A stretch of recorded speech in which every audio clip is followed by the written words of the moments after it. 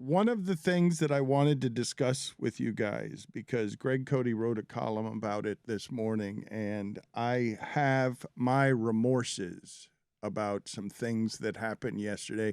Chief among them, because we were live, that we were giving opinions that were either incomplete or obsolete the moment that the report from the arbitrator came out on the Deshaun Watson case. And so I regret that during the doing of a live show, there was not time, because it came out after the show, to go over or to wait to have an opinion until the information from somebody who was paid to be a neutral party to navigate a conflict. I regret. I made a mistake in not waiting that out before offering an opinion, and I fell on some of my formed opinions because, A, I'm still learning as some of this stuff happens, and I'll tell you about that in a second.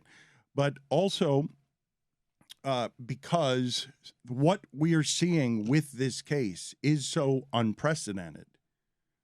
From an athlete, all of it, the guaranteed money, the conversation around it, in an era of punishing athletes, I should have waited to form the hardened opinion, but the instantaneous, emotional, fast reaction put me in a position where basically I'm checkmated on a losing argument, because at the end of this transaction, I now want to give Goodell a power I've been wanting to take away from him for since he's had it. Right. And really is at the source of this conflict, because if he could get along with his partners, the players union, and hadn't again and again lost their trust, he would not now be in the position where he's fighting them.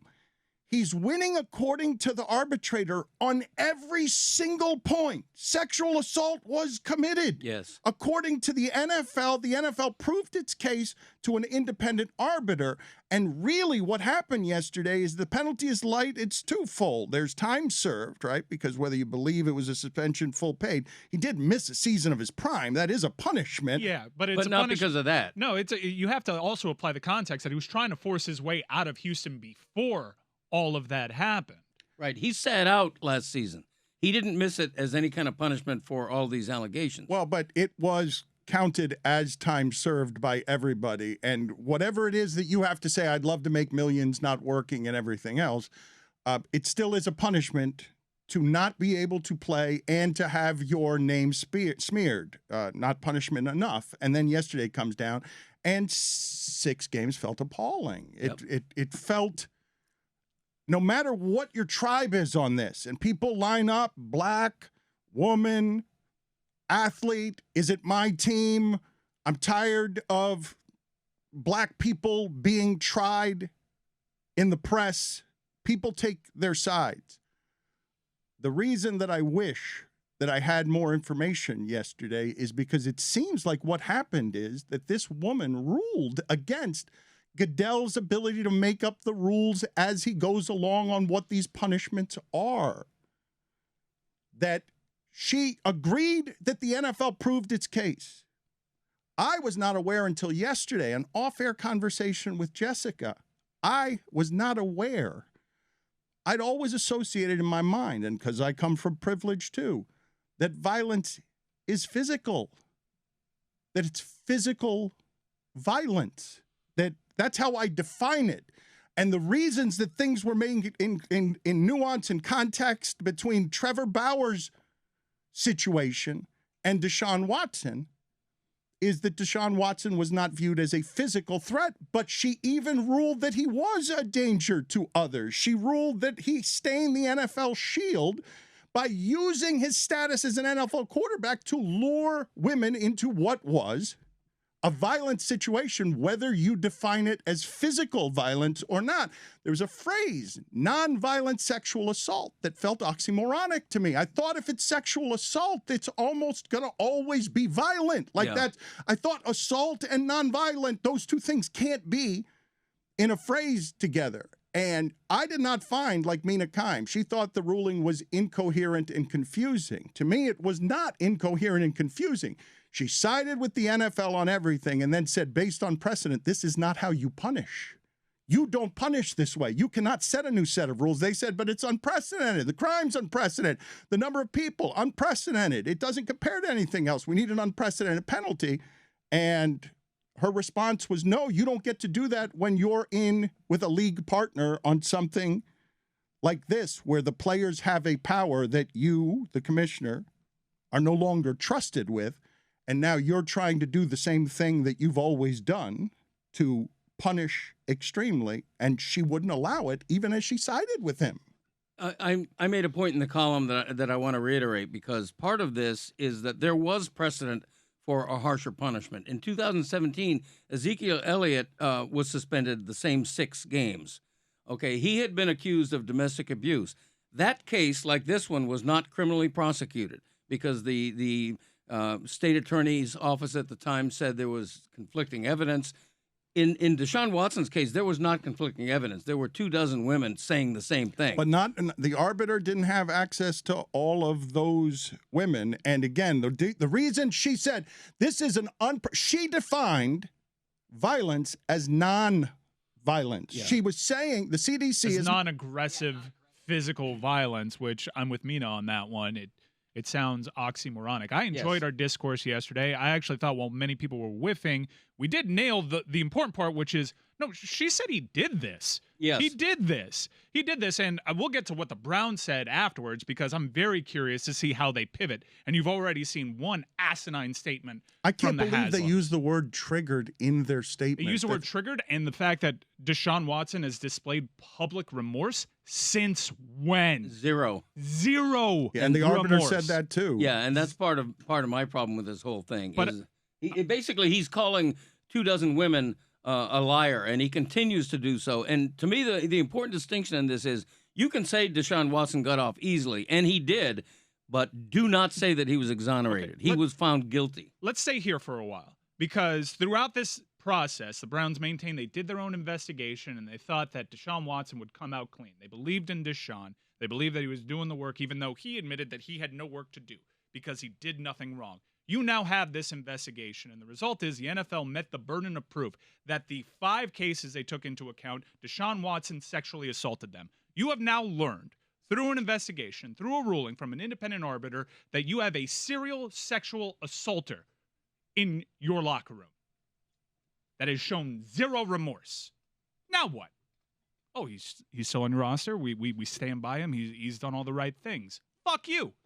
That's what I say.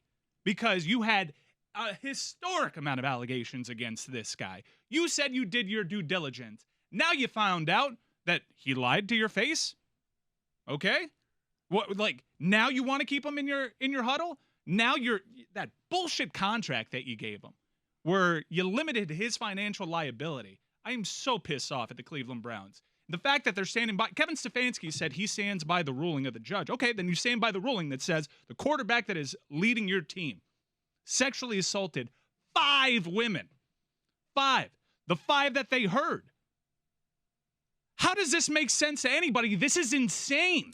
One of the things that bubbled forth yesterday and is bubbling forth now, right, is we are attacking blame on all sides for systemic failures. Go right to the top of Texas, which has brutally high standards of proof when it comes to convicting or indicting on this. Like, compared to the country, it's unusually high. So what isn't an exoneration can be waved around as something that feels like an exoneration, as people say this is not a criminal. He hasn't even been indicted on 2 counts. You've already punished, or he hasn't been indicted twice, and they do view it as a bit of an exoneration or innocent until proven guilty. Then the next step on that, because I want to talk how this would be playing out right now if this was the Dolphins, Greg, because the Dolphins, by their own incompetence, merely avoided having this in their huddle. But if the problem is so systemic that Texas isn't good at handling it, the law isn't good at handling it, the NFL got involved with this way in over its head and is trying to do better work than the law as a conservative organization run by old billionaires trying to at least look like they're being aggressive with the penalty and not being allowed to because of the systemic failure of when they got involved in this business. their partners, the players, don't trust them to do this on the up and up. Tom Brady will not give them the phone.